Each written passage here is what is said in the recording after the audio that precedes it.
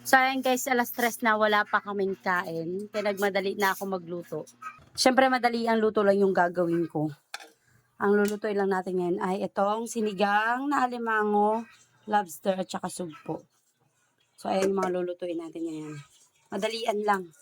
Kailangan lang natin bilisan yan. Lobster, alimango.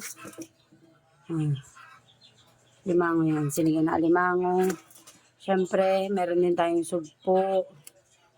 Tapos, lobster ulit. Mga sipit. Tsaka, siyempre, siling green. So, ayan, mabilisan lang na sinigang. Kasi tanghali, hapon na, wala pa kaming kain. So, ayan guys, dahil kulong-kulo na siya at nagmamadali tayo, lalagyan na natin ating sinor sinigang mix sa sampalok. O, di ba? Mabilisan lang talaga. Lagyan na natin lahat. So, ayan. Meron na rin pala yung asin, paminta, tapos another seasoning na pampasarap. So, ayan. Dahil nagmamadali tayo at gutom na, kailangan natin mabilisan at murang ulam. O, di ba? Ito lang yung mga madali ang lutong ulam eh. Naabot kaya lang ng ating budget. So, ayan.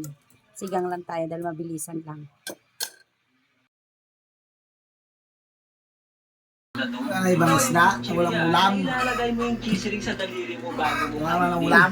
Ito yung magiging tatos ka. Oh. Dahil sa cheese Wala na ibang ulam yan lang. Mabilisan na luto lang.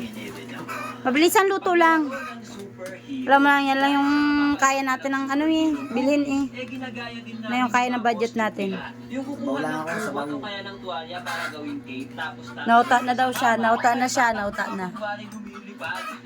Pillow fight.